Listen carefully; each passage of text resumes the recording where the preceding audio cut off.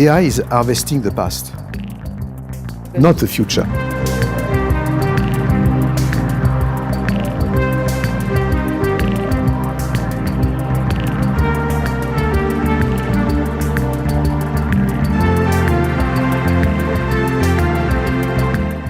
Hello and welcome to Tech Meets Music, an innovation talk with Jean-Michel Jarre. My name is Anna Dushime, I'm an author and journalist, and I'm really delighted to have this wonderful panel of guests today to discuss the topic that we just mentioned.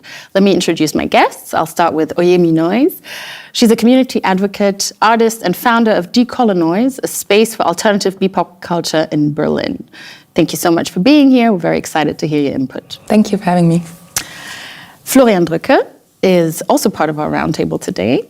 He's a lawyer, chairman and CEO of the International Federation of the Phonographic Industry, a lengthy title. Bundesverband Musikindustrie. Okay, that's even better. Nice having me. Very curious to hear your thoughts on today's topic from a legal perspective. And then we have Anna Ruprecht, who is a Berlin-based illustrator and artist with a focus on fashion, equality, and female empowerment. We're excited to hear your thoughts coming from an illustrator and artist background, especially when it comes to cover artwork. Yeah, thank you. And then Matthias Strobel is also joining our panel today. He is president and founder of Music Tech Germany, lecturer at NYU Tisch, and Germany's go-to person in regards to all things music and tech. That's right. Thanks for having me. Happy to have you. And then last, but certainly not least, I don't have to introduce you, but I will introduce you. That would be rude if I wouldn't. Jean-Michel Jarre, composer, performer, and visionary producer. He is a living legend and often referred to as the godfather of electronic music. Is this awkward that I'm saying this to you like this? I don't think so. We're honored to have you here and for you to host us, actually. Very glad and exciting, looking forward to this productive and funny session, I think. Yeah.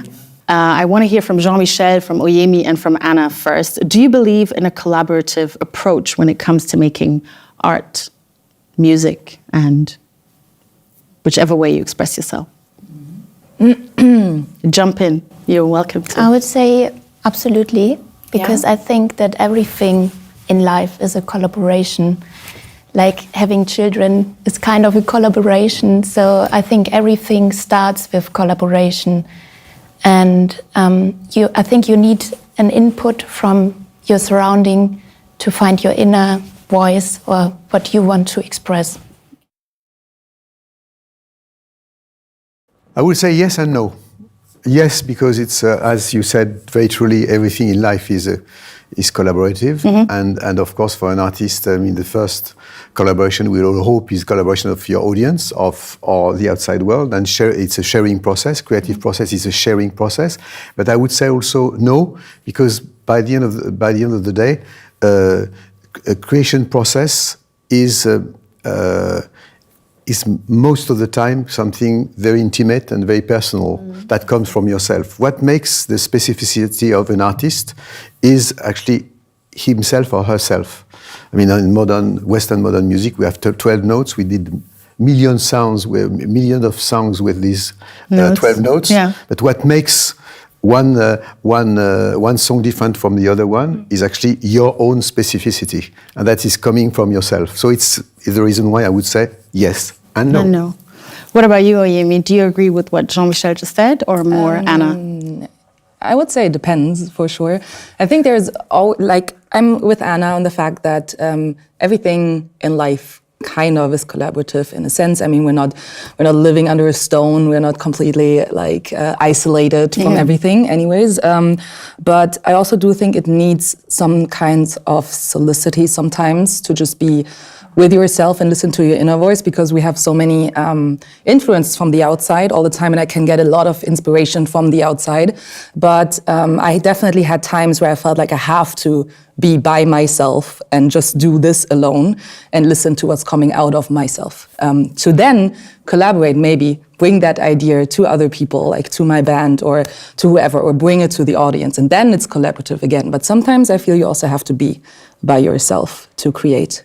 And then there comes something out that might not have happened if you would have shared your first initial ideas with everyone around you, right away. See. So collaboration can or might also disrupt the process if it's too early? I think That's what sometimes, I'm yeah, it thinking. can. Okay. I would just add that anyway we're all thieves, and we are All thieves? Yeah, all thieves because we are. Oh. I mean, stealing and copying and being inspired by the outside world. So Yeah. in that sense, any kind of creative process is also a collaborative one in that sense. Without the people knowing that you're collaborating with them, if you're Yeah, because we are Stealing, all right? depending Or- on we are all stealing things and from influences from the outside world. So Yeah. in that sense, creative process is in a sense a collaborative process and a collaborative process with the outside world. In I and don't know of if you agree itself. with this, but Yeah, I do. I think this is what I meant interesting, yeah. in the first place, but yeah. So now I'm going to tell you about this tweet that I read that in regards to AI, and I thought it was so funny. I hope you agree. Even if you don't think it's funny, I just want to hear your thoughts about this.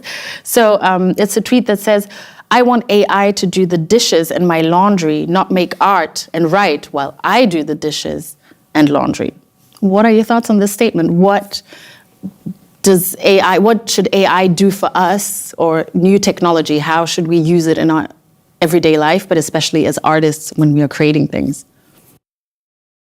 I mean, that's a question to an artist, right? Like I can give a long answer to that from my perspective, but I'm not an artist in these present times. So, from an artist perspective, I think it's better if you guys are. But do you think the tweet is funny? The tweet is definitely funny, but it's also so true. Like the essence Yeah, of I it is agree. like basically any technology should either enhance our creativity or take the burden of work that we don't want to do because it stops us from being creative.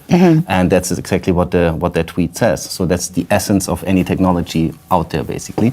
But if artists here on that table use AI in a certain way, then it's probably different from person to person, how they would like to use it, how they already use it, Yeah. and what they think about how it's going to be used in the future.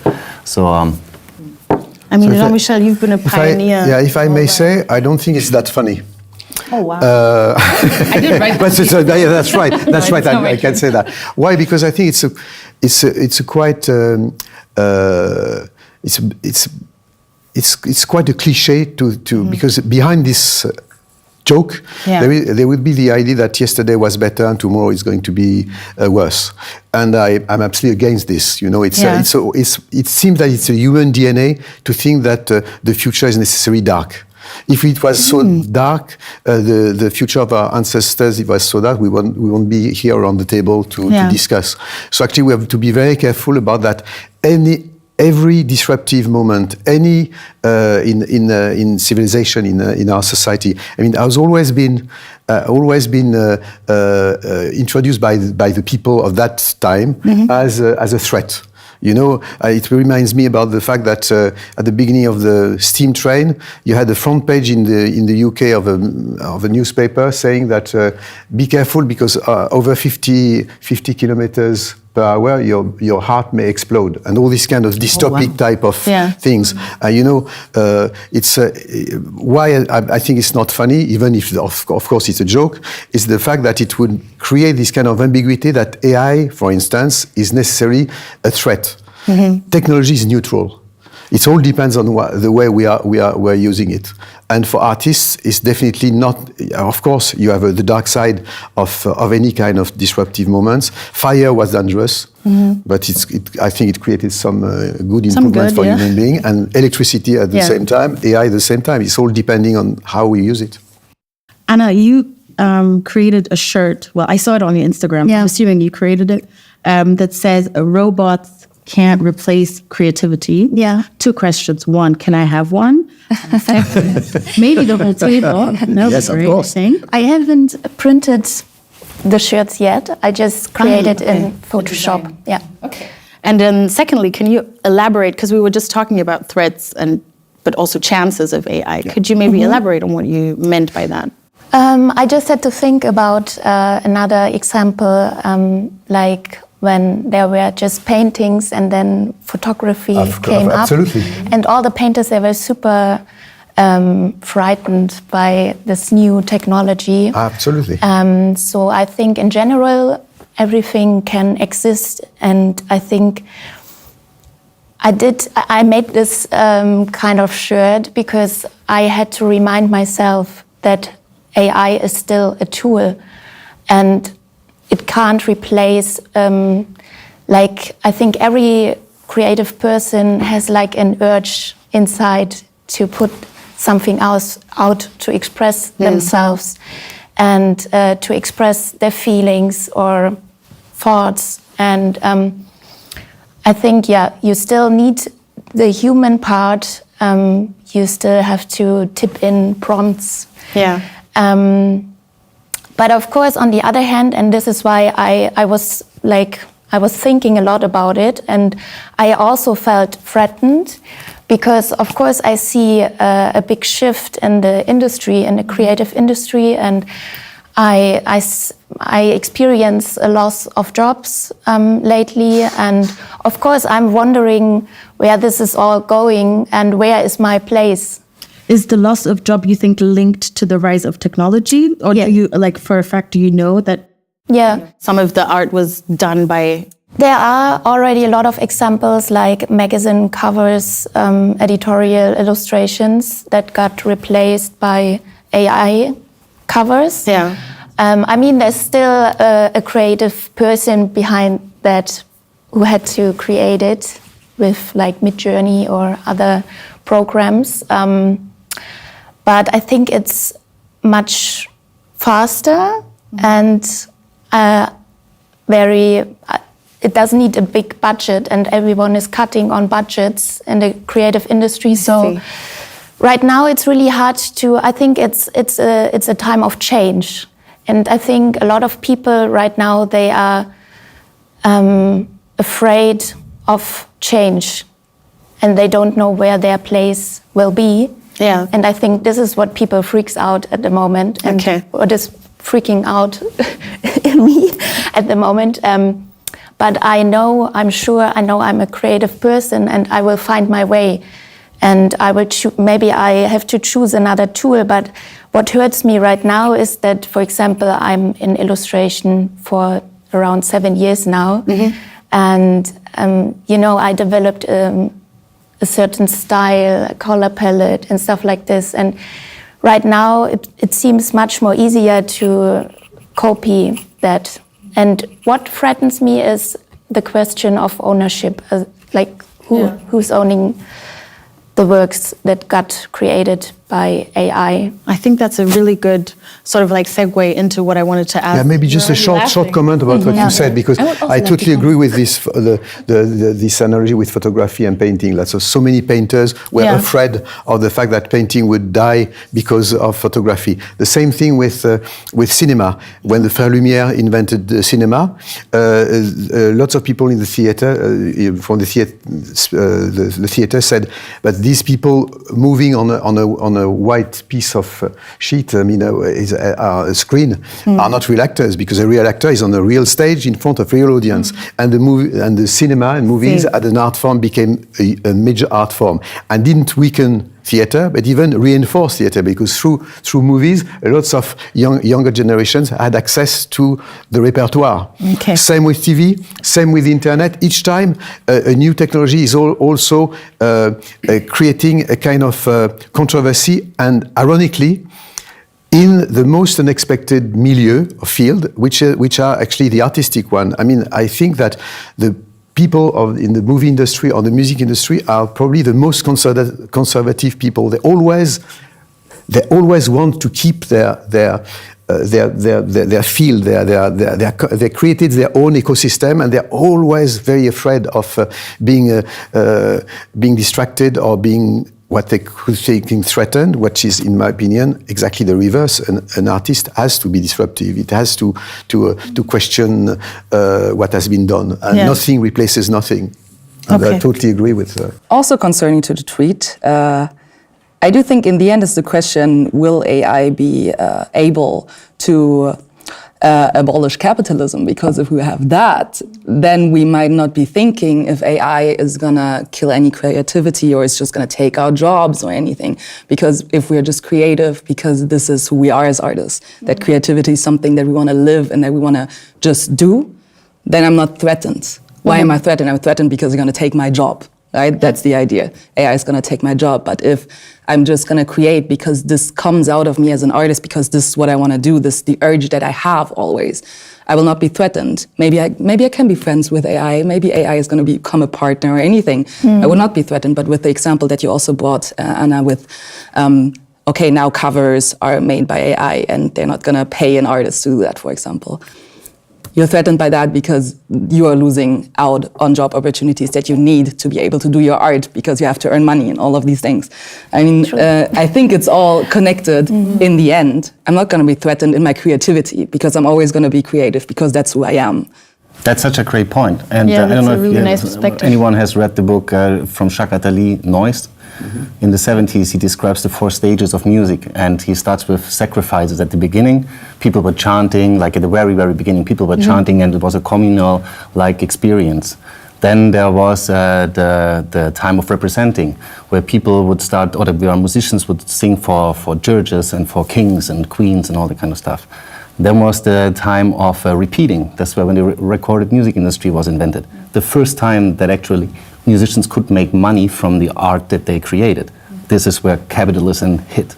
And he says the 4th stage, and he wrote that book in the 70s. He said the 4 stages where we have music in abundance, and we have the tools that everyone can be creative.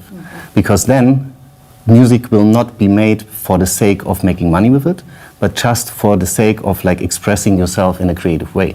And I think with AI, we now have these tools, and we will have so much garbage music out there in the next couple of months and years, because like people will do stuff randomly, and it will not be done with like any kind of real proper intention. And so there will be so much stuff out there, and the value of music is gonna rise, because I think the music that is done with like an intention and with emotions and with a purpose, that's going to be different from all the AI music. But the cool thing with AI is that everybody can make music. And I think this is a really good example of how technology can also give access to people. It doesn't matter if you like, even people who have certain disabilities who couldn't make music before, with AI, they can do that.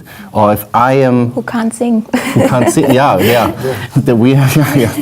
Technology helped already, but I think that there's like a lot of like opportunities for AI to actually make the cake bigger in that sense, but also use it as a tool to express yourself in a creative way. And good music will always exist, and people were scared with the synthesizer as well. Oh, now there's an instrument that can play all the instruments, so wow, we're all going to lose our jobs. AI is basically a similar thing, just on a bigger scale. Okay, but I want to hear your thoughts. Let me jump in without doing the whole legal framework discussion and everything. Oh, you're going to do that in a minute. We already, the tweet was funny. Thank you. But still, it shows the fear which is related to the very nature of human being. Because it's really this idea, and it's not only the technologic part, it's also the idea of, is there something coming really replacing me everywhere? And that is something which we should take serious. And when we're talking about the ability of being creative or of making music, in our case, I mean, this is the reality for quite a while.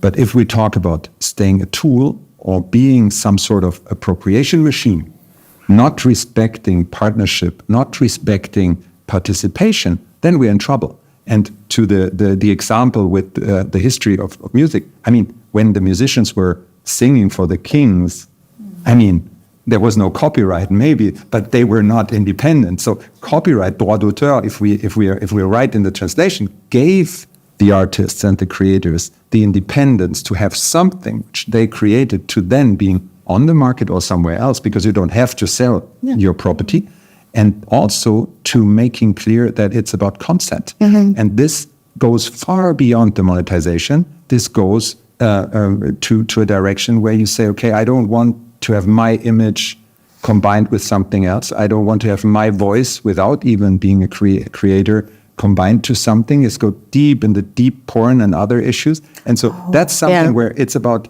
us humans saying we need some sort of agreement, some framework where we exist with the technology. So not necessarily a legal framework, more like an ethical, societal framework? You cannot divide legal environment and ethical environment in our world. It comes together in the best case, but of course you need a legal framework. Europe just delivered parts of it. And so then it comes to partnership. are you sitting with someone, with the developer of AI, at one table to really address the issues, to the fact that the others now creating music are not creating music themselves, they're profiting from your music. Yeah. It was the stuff you created, the music you created. And so that's the discussion I think we will have over the next couple. Okay, then let me ask differently, because a few months ago, I think it was some 100 well-known artists from around the world, I'm not going to name and shame them, signed an open, but you can Google it, signed an open letter calling on AI developers, technology companies, platforms, and digital music services, saying that, and I quote, "Some platforms and developers are employing AI to sabotage creativity and undermine artists, songwriters, musicians, and rights holders."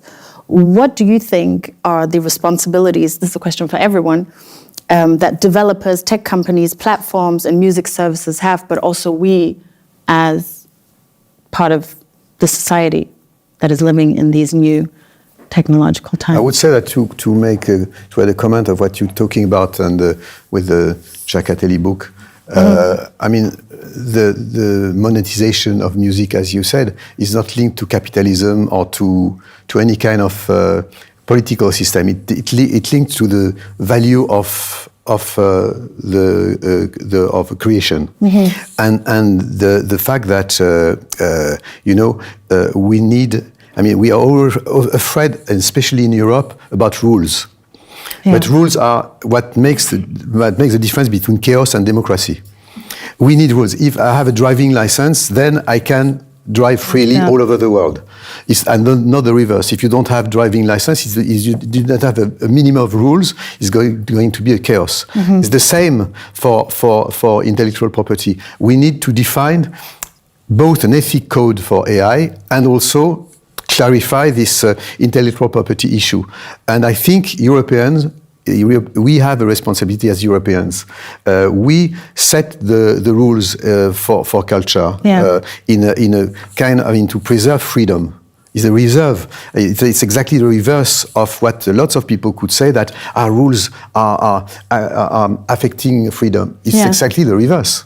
It's so rules are, I mean, the right rules. Exactly, absolutely. I mean, since the Greek city, I mean, the rules of the city makes the city possible. Yeah. So we should not be afraid of that. And at the moment, AI is like the Industrial Revolution was a Wild West. So we have to tame the beast. But do we understand the beast already to be able to tame it? If we think a little bit, AI process is not new for human beings. What AI is doing is harvesting in the digital data lots of informations. So how a creative idea is coming from us? It's coming from our own analog data. Our analog data is what? Is our souvenir, our culture, our family, our environment, and suddenly we have an idea which is apparently for us not familiar, but is coming from our own data, and we're excited by this idea and we want to explore it. Yeah. So that's one thing, and also we should never forget that AI is harvesting the past. Oh. Not the future. Yeah. And what a creative person can do is actually to take some infos from the past, linked to a new idea. This is the reason why I'm not scared at all as an artist. For a lawyer, it's a different issue. But you know what I wonder? I mean, you make a good point by saying that AI takes the data from the past, but isn't the sheer amount of data the problem, that we've never, had to deal with this large of databases? Is that even the right word? I could answer, but fish out of water. I think, isn't that, like, you can see it that way, but this is always with everything in technology, but isn't that, it's no matter how it's been used, but isn't it amazing that you can do things now that you as a human being wouldn't be able to do because you can't digest the amount of data that's out there?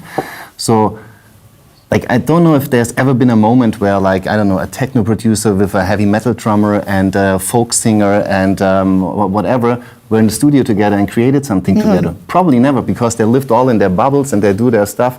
There will be creative people out there who maybe use data that they don't own. and experiment with that kind of thing. They chuck in like techno beats, and then they take the hardest heavy metal drums, and then a folk singer voice, and then out comes maybe an amazing new genre that we could never do because we couldn't do that. So I think there comes a lot of opportunities with that as well, but obviously it has to be done in a legal and ethical way. But when we speak about ethics, we have different cultures on this planet. Every culture has a different perspective on ethics, and we can protect our stuff in Europe, and we can have our own philosophy about ethics and stuff. But the rest, or not the rest of the world, but some countries don't care. And we live in a globalized, connected, digital world. So if we protect everything, other people will do it, and they don't care. So we need to find a way that is rather incentivizing than protecting the use of that data, while making sure that the ownership stays with the people who have created that work. It's a super complicated matter, but I think allowing people to access all that data, it will happen in some sort of way. The question is only in what kind of way, and are we prepared for that? And I think somebody needs to come up with an idea, or maybe a lot of people need to gather and come up with an idea and see what we can do in order to make the data available, make sure ownership is there, and be sure that everybody is incentivized who has created that work. We asked AI of that. Everyone.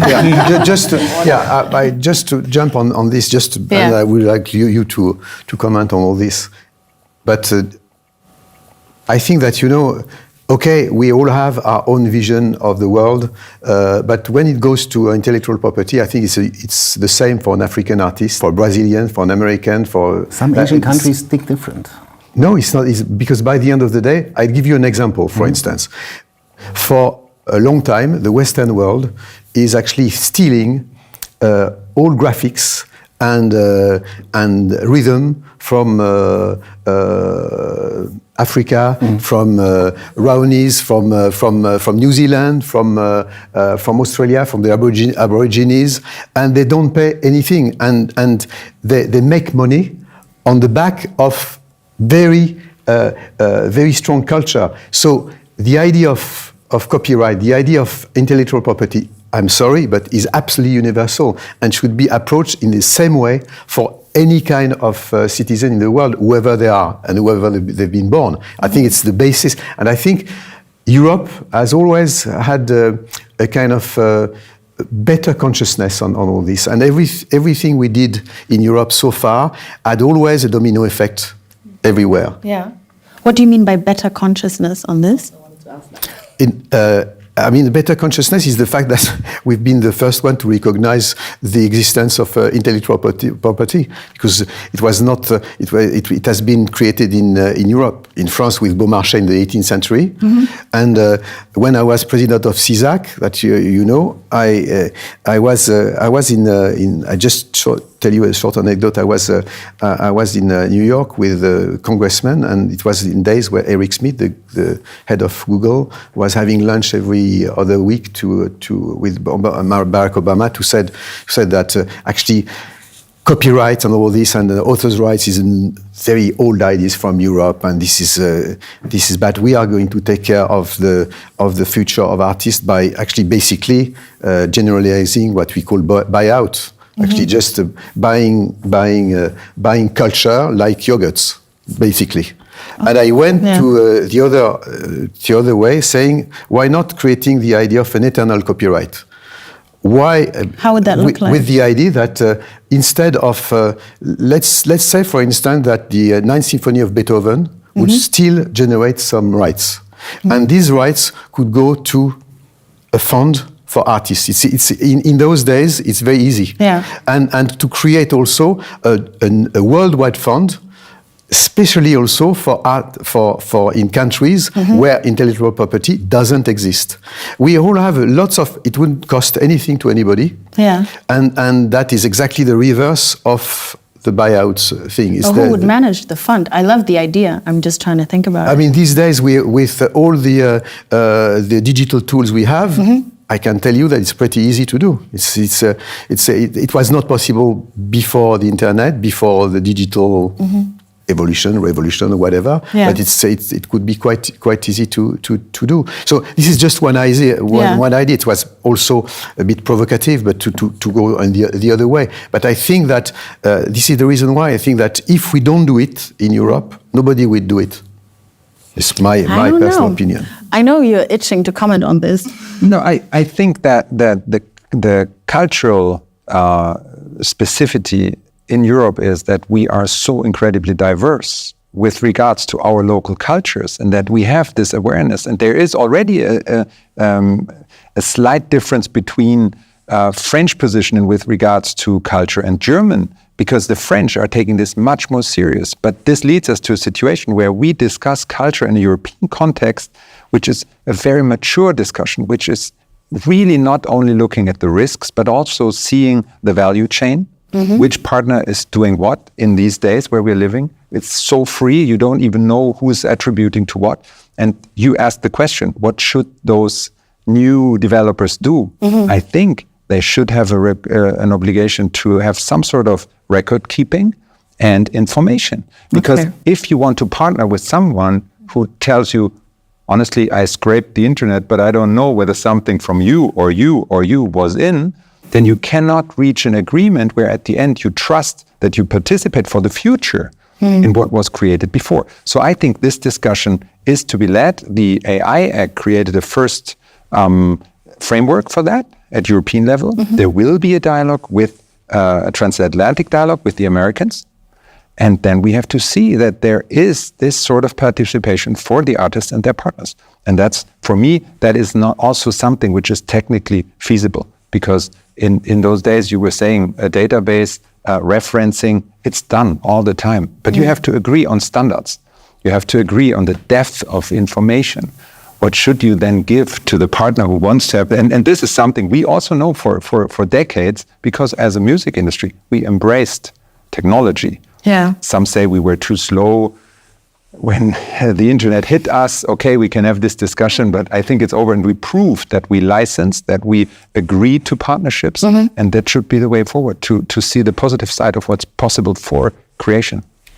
Because this has shifted a little bit in the direction of talking about what Europe might do as, in terms of culture and kind of spearheading the frameworks in regards to AI. I want to quote someone, Dr. Payal Arora, who's actually professor of inclusive AI cultures at Utrecht University, a very smart woman. And she argues that the so-called Western world is actually hell-bent on seeing AI as this pessimistic dark force and talking about the threats that will ruin us all, whereas the global South seems to be much more welcoming of the new technology.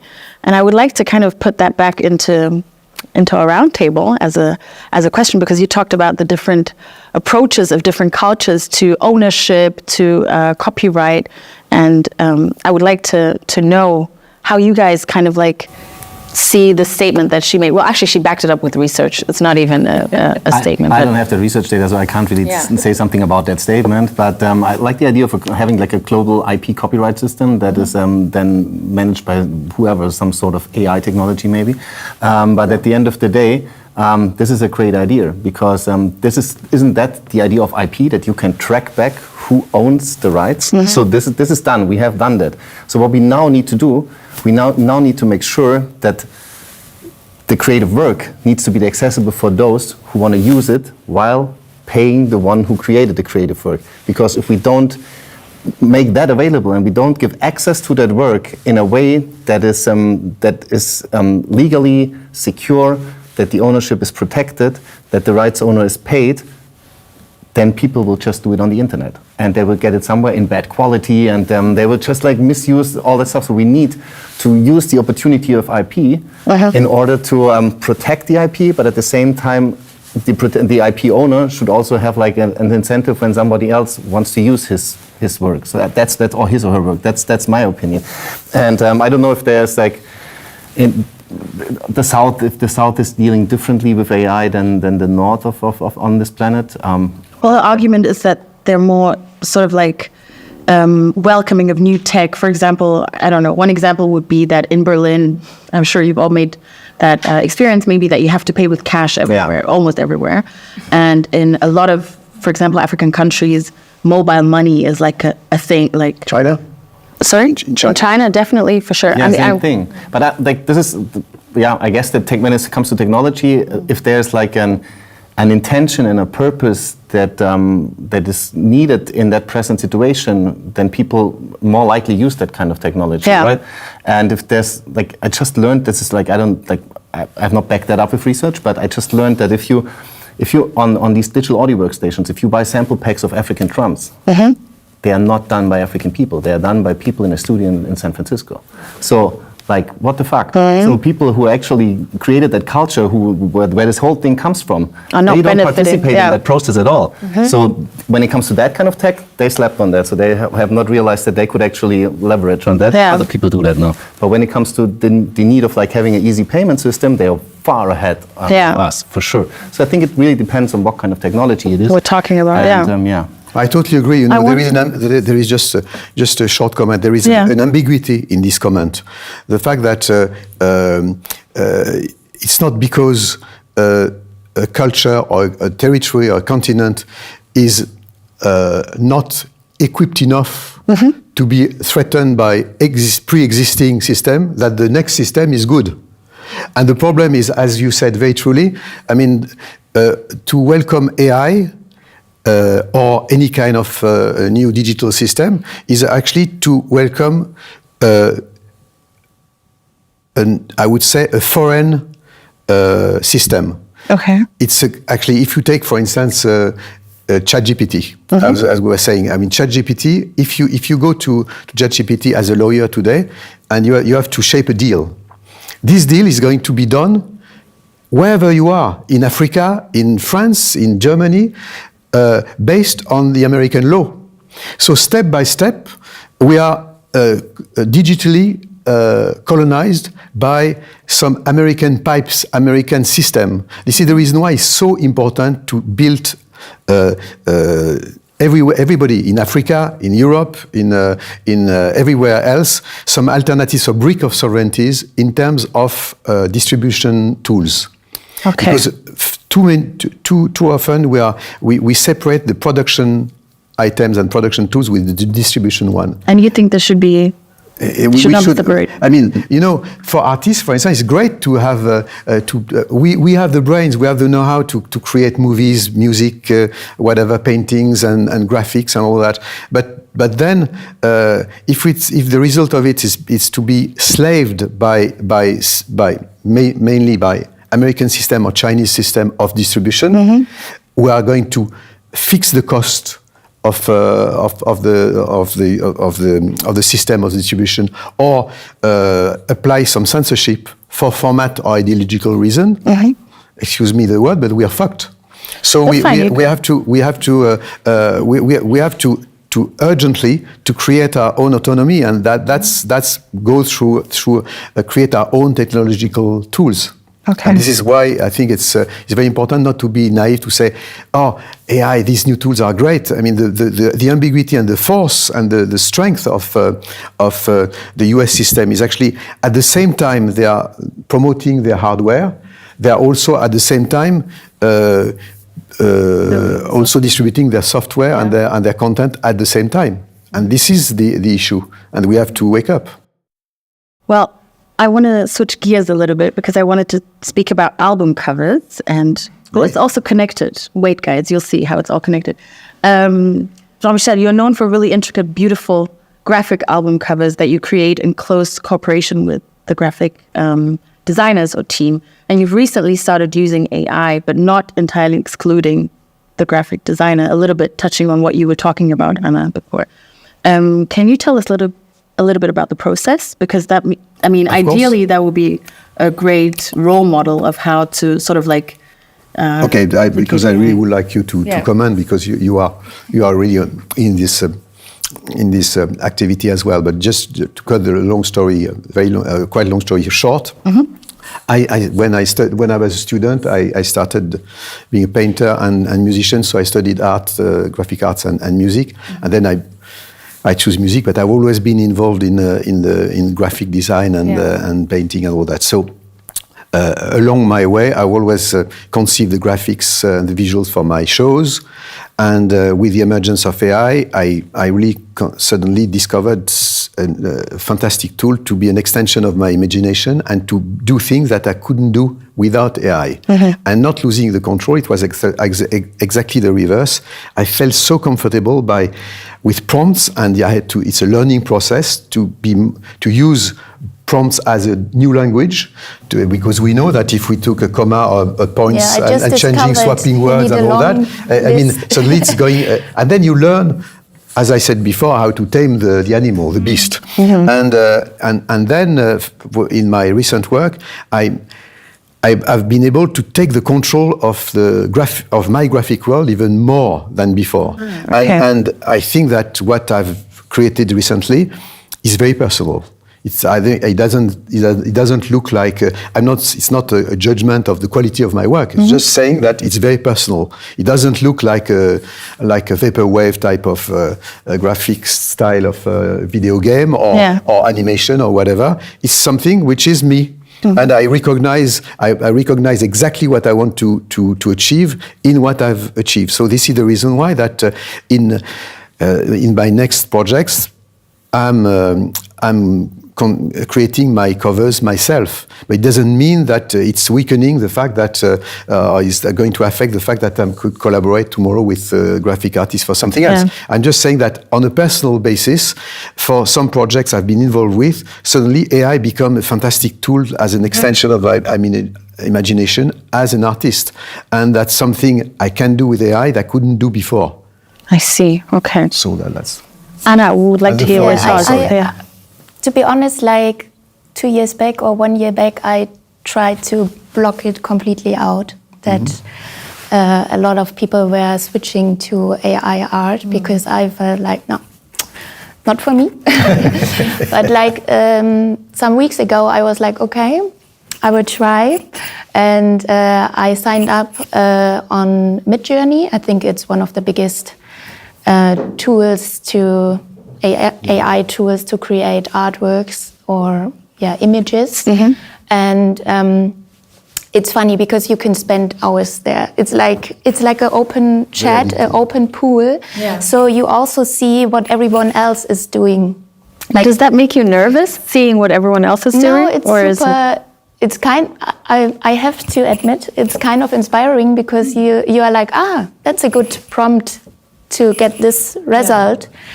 But on the other hand, what I was wondering when it comes to legal questions, when you create like an AI cover artwork, is it like another musician can come and take your artwork and also release a song with the same artwork? With the same artwork? Can jump in. Because it's an open pool. Yeah, it's not going to be I don't know, but I'm not using AI like this. For instance, I didn't want to be involved in what has been done before. I used it as a virgin territory and creating my own prompts with what I wanted. And I discovered that, to tell you the truth, I was not so attracted of what I saw about the AI existing process. So actually, I tried to follow my own way just to see if it was working. And sorry, jump in. Is it what you did with the app that you created, Eon, a little bit? That's something else. Maybe we could. It's something else. No. Yeah. It's really linked to my two recent stage work with in the Château de Versailles for Christmas in 2023, and recently I did a concert in Bratislava linked with another project where I entirely conceived the graphic content with AI. And. But because I wanted to create, for instance, for this project in Versailles, where I did a concert in the Hall of Mirrors, because it was the Hall of Mirrors in Versailles, to create a kind of world close to Tim Burton's world or Lewis Carroll, because of the mirrors between Jean Cocteau and Tim Burton and Alice in Wonderland, I would say. But I didn't use in purpose also because of, not only because of rights, because if you put Tim Burton, you will have maybe the face of Tim Burton looking like a cartoon. So it's not very interesting. Not really, yeah. But the whole thing is actually to create a prompts and then you have a writing exercise to actually drive the machine to the algorithm to step by step going closer and closer to what you want. And I thought that it was really fascinating, personally. But to me, it's so fascinating how differently both of you kind of use these new tools, right? So you look at prompts and you're inspired by other people's prompts. You don't look at other people's prompts. You create your own prompts as well. So I think that's maybe it's kind of showing us how you can look, how from two very different standpoints you can look at. But this is the reason precisely for artists we shouldn't be afraid, because it's what we call style. She has her style, I have my style, you have your style. I mean, it's and then we use AI, for instance, like we could use, 3D animation 20 years ago, or pencil, or camera, with our own sensitivity. So this is the reason why everybody using AI is going to use it to do something different, which is quite fun. It's quite exciting. Want to add something because, for example, my illustration style is very figurative, and oftentimes, I'm no Da Vinci, so oftentimes when I want a special pose, like it's like this fisheye zoom optic, like a hand is in the foreground and the body is in the background. It's sometimes hard for me to imagine when I want to draw it, so I often take photos of myself in different poses. And this is also something I tried out, like, can I use it as a tool for having like these examples for a specific pose? So you don't have to take picture yourself. Yeah, exactly. And then I'm not copying the AI created image, but sometimes it's good to have something to look at, how you can compose. As I said, we are all thieves, so we can steal from the real world as well as the virtual world. But let's not... Talking about stealing, I would like to hear the legalities of this. The point, we are all thieves. Let's say we are all inspired, and let's not become or stay thieves, because I'm convinced that for the scraped data, you need a license. We can discuss new European regulation, whatever specifics in the articles. I think you need a license, and I think we need lawyers. You mean? No. And I'm not afraid of it. I think that we will have to find an agreement. And I think if today you're planning a business case with whatever creative content in it, then you need some amount of money in your business plan for licensing. So if you don't include this in your business plan, then you're a thief. So this is about thief. Now, you know why I was saying this? Because I'm referring to a fantastic Banksy work, which is take the famous sentence of Picasso saying, talent copies and genius are stealing, and then signed Picasso, and he wrote Picasso and he then make Banksy. And I thought it's a great example. But that's the reality which we are discussing, because the way the moving forward, the question you were discussing is how creative is the prompting process itself? So for the future. So what is my creative part and my potential protection or participation in this? And this is largely depending on legal discussions and terms and conditions of the companies creating this environment. But this is also needing security to really having fun. And then we're in an environment where let's have this musician-lawyer game. The musician can write the contract, and the lawyer can try to make music. Is that the way forward? Like ultra democratization? You will tell me, come on, stop, Lauren. Stop. And I try, okay, don't use the American contract. Let's have some European contract. But that's the new kind of competition about excellence. And excellence will stay out, and excellence will push in the competition in this environment. And I strongly believe in the human factor of it to, at the end, connecting with humans. To say exactly what you described, you have an element of human connection to what you create, and then you connect with the other humans. So that's something where I think we have a wonderful time before us if we respect that we become partners with technology, if we respect that we need framework, and if there is awareness also in the broader society that the machine is not coming from some magic mind in the air. Or Jean-Michel said it, I think 10, 15 years ago at Medium, you said, the party smart, in the phone, c'est nous. Absolutely. Otherwise, we have a bloody phone of 10 euros. Yeah. I mean, the content is ours. Yeah. Exactly. And the so major that's part. also for this. Yeah, exactly. But just at that stage, I would like to make a comment about this session. I think what we were talking about, just two of us at the moment, is will be in history something that will, I'm not talking about us only, but this time, will be regarded in the future as the golden age of AI creativity, because like the beginning of silent movies, the beginning of an emerging style, because AI is still imperfect. So we have, and I love imperfections. We love accidents. We love when things are just, and AI is so limited at the moment compared to what is going to be in 5 years, even less. That all what has been created, that is created at the moment with AI, is going to become the style of the 2020s.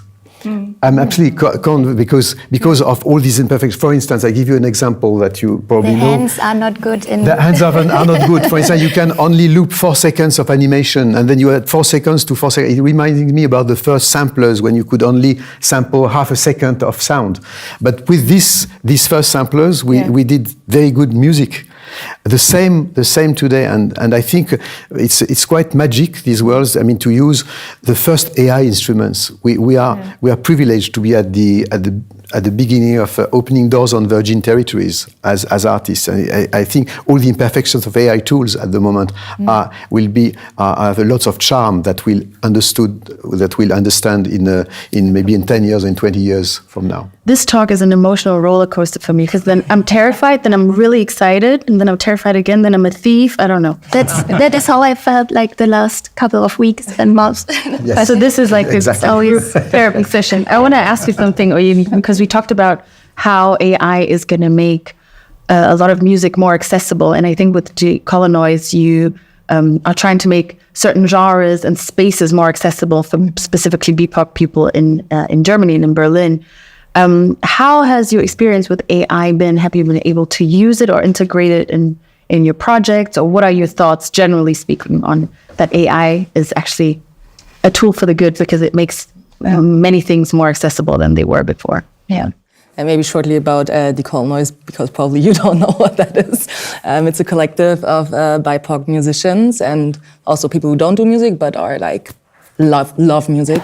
And we are trying to bring together people in the alternative music styles to perform, to come to our shows. Like, we try to create community around that. So we're doing that since 2021.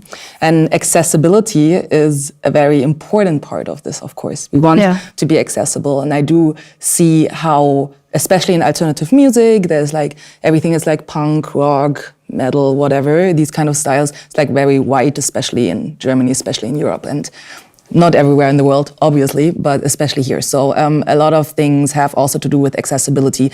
Can I go to this venue? Do I feel safe there? Do I meet my people there? Like, all of these kind of things, right? So accessibility is an important part. So far, we haven't really worked with AI, but I was also thinking on how to incorporate it to make things accessible in that framework. I mean, there's moments where, we're trying to connect with people, right? That is the most important part. Yeah. But then there's like situations where I'm like, okay, I'm doing a lot of artwork also for the collective. I'm also a photographer, so I'm doing like a lot of things around the image of it. So, yeah, it's like when it comes to like, how do I design things so it catches like a certain group of people that I want to reach, for example. Like, these are moments where I'm thinking, okay, I could use certain tools to maybe achieve that. Or I could also, what I'd rather probably do, is try to find another artist that's a BIPOC artist to collaborate on to do these things, right? Because we want to bring the community together. So I'm still wondering, like, how can AI maybe be a tool in that? Yeah. So far, I have not so much experience on that. But it doesn't have to be mutually exclusive. For sure. That's also what I'm learning today a lot. Gathering today as well. Like there's a hybrid way of kind of like using AI maybe to be inspired for prompts, but not necessarily to replace people. Yeah. I feel like I have a very basic, pessimistic way of looking at it. I think so too. Yeah, I'm very ashamed now. This is not great for me. Yeah, so because we've talked about legal frameworks, maybe not enough, but, and we've talked about how you as artists approach this, but I would like to speak about the kind of ethical conundrums that we run into when incorporating new technologies in the way we live and the way that we create. So, this is for everyone. What do you think are the things that, for example, the researcher that I credited, she said, she was talking about like a global sort of like not think tank, I don't know what the word that she used, but not a governmental entity, but like an independent entity that kind of comes up with a framework about how we share these things, how we work and how we credit and stuff like that. Do you think that's going to help us in any way to approach the... You mean to get rid of politicians? Lawyers. You're putting words in my mouth. I do not want to get rid of politicians. Some maybe, but that's a different discussion. And I don't want to get rid of lawyers, obviously, as well. Isn't it impossible to foresee the future? Like having this kind of entity, how would they create a framework for something that happens in the future? The problem here is that technology is faster than lawyers.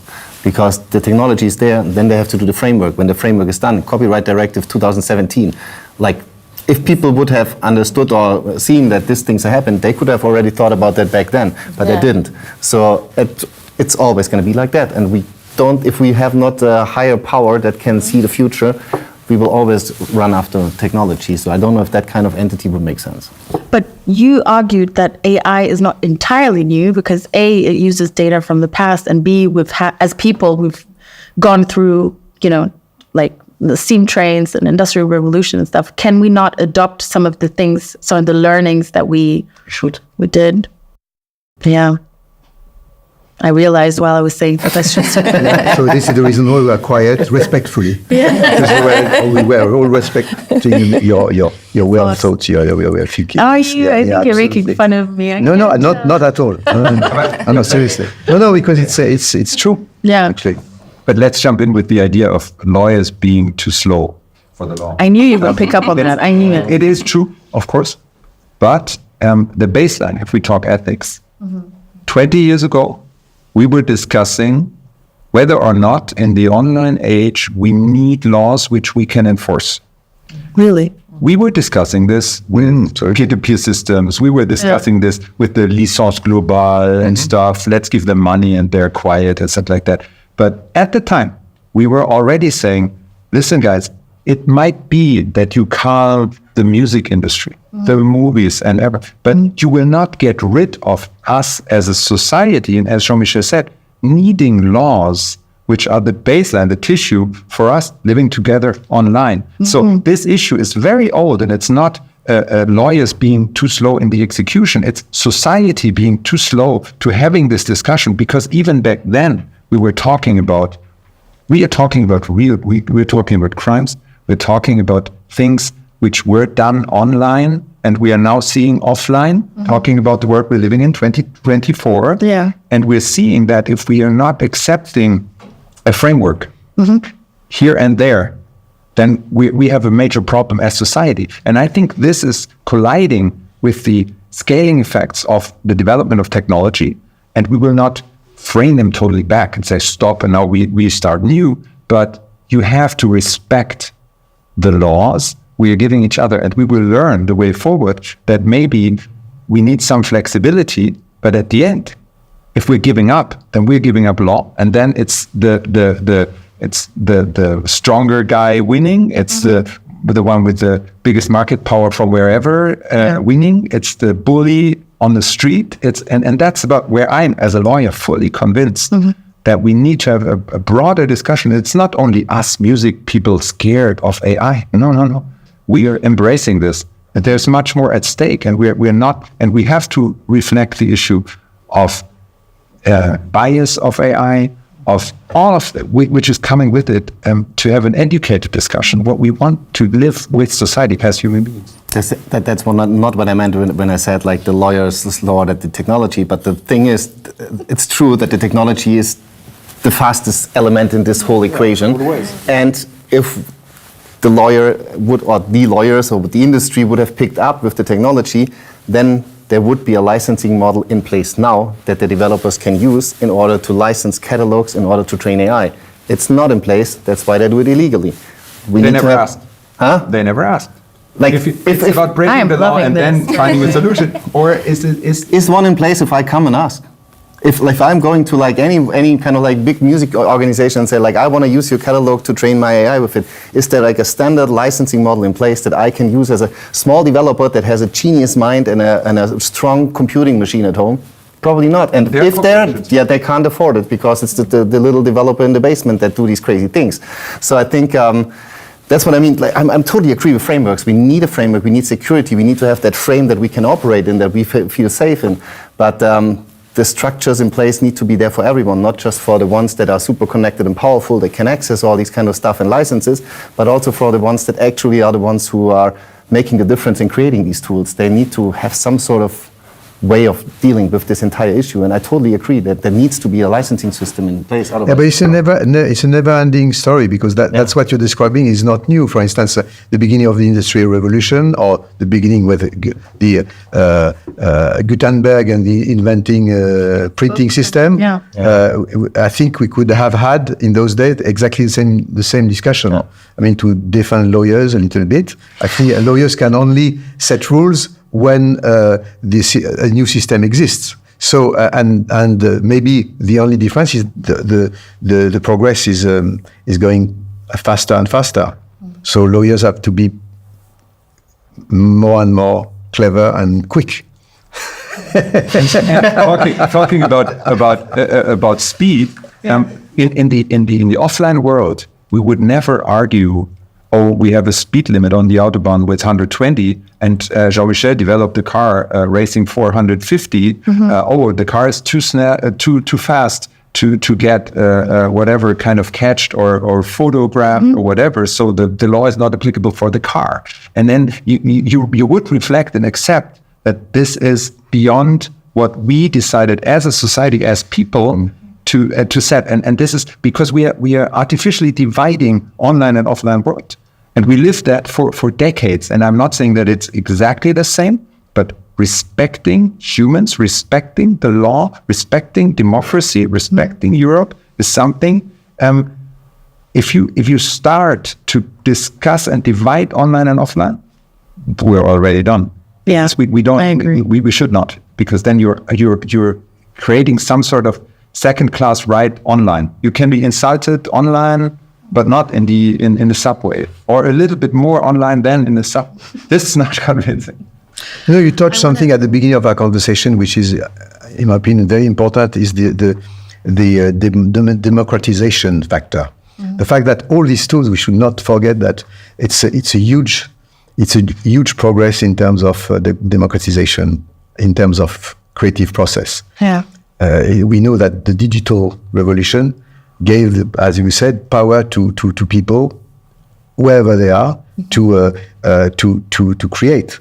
If you take metaverse, for instance, and VR, why I'm quite an advocate of this new mode of expression is actually some people, for geographic reasons or handicap or social reasons, can have access suddenly to a concert, to an exhibition, because they are totally isolated. I just would like to tell you a very short story. Last time when I did this concert in a virtual Hall of Mirrors in Versailles, when I did this hybrid concert live in the Hall of Mirrors in Versailles and in an imaginary virtual one. During the rehearsal, I went to inside this virtual hall to meet the digital twins, because actually the beauty of a performance is actually I was at the same time in front of an audience physically in the same place, and at the same time through my avatar with digital twins of people being in Beijing, in Brazil, in Manchester, in New York, and all that. And then we started a kind of conversation, and one girl was very excited. I understood it was she was a girl because she was looking like a Campbell soup, the avatar, more than her avatar. But that's beside the point. And she was very excited and saying, asking a lot of questions. And then I asked her who she was, and she said, "I'm from Manchester." And I discovered that she was tetraplegic, and she danced all night. It was the first time that she attended to a concert. Wow. So this is. Just wanted to point out this story, which is much more than an anecdote, to show that technology also can have this kind of power to gather people, to unite people. We should never forget that. I mean, we should be aware, not naive about technology. I mean, be careful about dark sides, and fortunately we have lawyers to remind us which way to follow. But actually also, we should not forget that, I mean, the kind of things you can do, some other people can do this in Africa, in North Pole or wherever in the world with the same tools, and that in a sense is also can have a gathering effect, and we should not forget that, I think. So it could bring us all together, closer together. Yeah. A perfect ending to a great roundtable. I could have not said it better myself. I literally could have not said it better. I'm really, really happy that you guys joined me today. This was great. If you have questions about what we discussed, please don't ask me, but just drop us a comment and we'll try and answer them. So thank you so much. Thank you, Jean-Michel. Thank you, everyone else. Have a great day. Thank you very much. Thank you.